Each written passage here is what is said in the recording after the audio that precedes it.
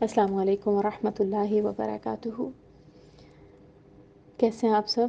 اللہ تعالیٰ سے دعا ہے کہ اللہ تعالیٰ آپ سب کو صحت اور عافیت والی لمبی زندگی عطا فرمائے۔ آج الحمدللہ ہم سورۃ الفیل کی آیہ نمبر 2 پڑھیں گے۔ سٹارٹ کرتے ہیں۔ الحمدللہ رب العالمین، الصلاۃ والسلام علی اشرف الانبیاء والمرسلین وعلی آلہ وصحبہ اجمعین، اما بعد فاعوذ باللہ من الشیطان الرجیم، بسم اللہ الرحمن الرحیم۔ رب اشرح لی صدری ویسر لی امری واحلل عقدۃ من لسانی یفقہوا قولی۔ ربی زدنی علما، ربی یسر ولا تعسر وتمم بالخیر، اللہم فقہنا فی الدین، اللہم بارک لنا فی اوقاتنا، آمین الہی آمین۔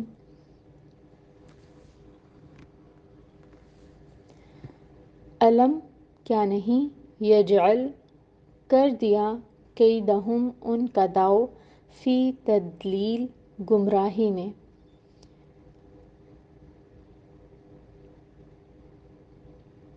کیا اس نے ان کی تدبیر کو اکارت نہیں کر دیا یا ضائع نہیں کر دیا؟ اب آپ دیکھیں کہ سورہ مبارکہ کی جو پہلی آیت ہے وہ بھی علم سے سٹارٹ ہو رہی ہے اور دوسری آیہ بھی علم سے ہی سٹارٹ ہو رہی ہے۔ اس کے علاوہ جو باقی کی آیات ہیں ان میں سے کوئی آیت ایسی نہیں ہے جو علم سے دوبارہ سے سٹارٹ ہوتی ہو۔ علم کا معنی کیا ہے؟ علم میں جو آ ہے اس کے معنی ہیں کیا اور لم نہیں، علم کیا نہیں، ٹھیک ہے۔ پھر آگے آ رہا ہے یجعل کر دیا، کیا نہیں کر دیا، کیدہم ان کا داؤ یا ان کی چال۔ اب یہاں پر جو یہ لفظ استعمال ہو رہا ہے نا کیدہ، اس کو ہم نے سمجھنا ہے، ٹھیک ہے۔ کیدہ کا مطلب کیا ہے؟ کیدہ کہاں استعمال کیا جاتا ہے؟ کیدہ استعمال کیا جاتا ہے کسی کی سیکرٹ پلاننگ کو مینشن کرنے کے لیے جو کسی کو نقصان پہنچانے کی غرض سے کی جائے۔ یعنی اگر کسی شخص کو نقصان پہنچانے کے ارادے سے کوئی خفیہ تدبیر کی جائے تو وہاں پر کیدہ کا لفظ استعمال کیا جاتا ہے۔ یہاں پہ اب کوسچن یہ ارائز ہوتا ہے کہ خفیہ کیا چیز تھی یا سیکرٹ کیا چیز تھی؟ 60,000 کا لشکر لے کر ابراہہ بما ہاتھیوں کے اعلانیہ یمن سے مکہ آیا تھا، اور اس نے یہ بات چھپا کر نہیں رکھی تھی کہ وہ کعبہ کو ڈھانے کے ارادے سے آ رہا ہے، اس لیے یہ تدبیر تو خفیہ نہیں تھی۔ پھر یہاں پر قیدہ کا لفظ کیوں استعمال کیا جا رہا ہے؟ کیا بات خفیہ تھی جو اللہ تعالیٰ نے یہاں پہ قیدہ مینشن کیا؟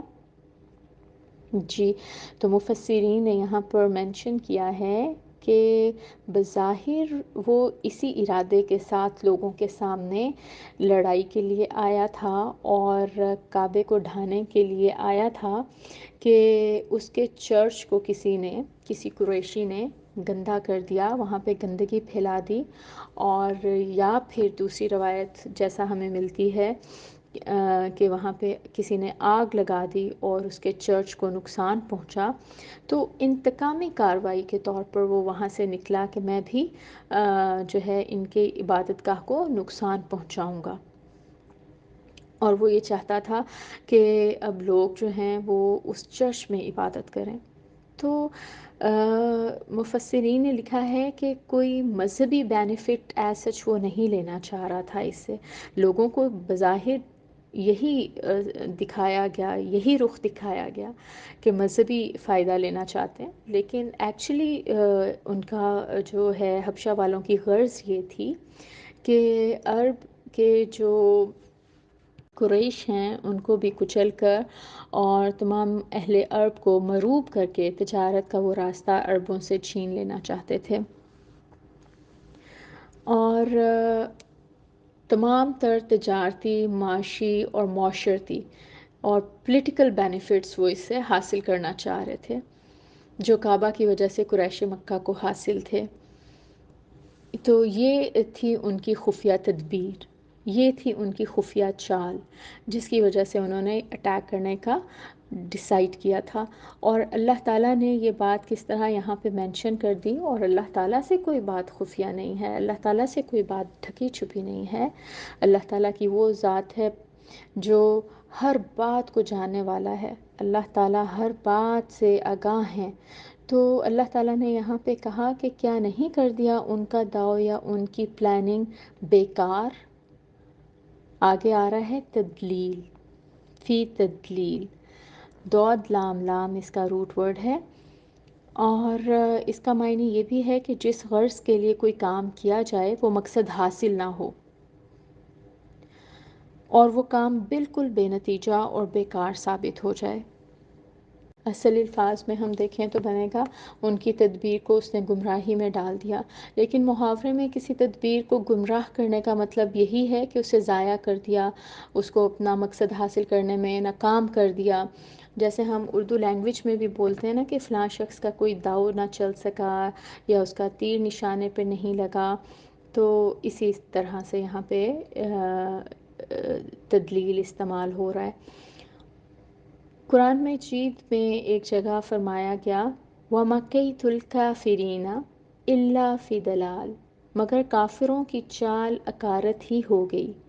یہاں پہ بھی دیکھیں وَمَكَيْدُ الْكَافِرِينَ، کافروں کی چال کا ذکر کیا جا رہا ہے۔ تو سورہ مومن کی 25 آیا ہے یہ جو میں نے یہاں پہ مینشن کی، اس میں بھی ہم دیکھ رہے ہیں قید الکافرین، کافروں کی چال، یعنی کہ قرآن پاک میں یہ ورڈ سورہ مومن میں بھی آتا ہے۔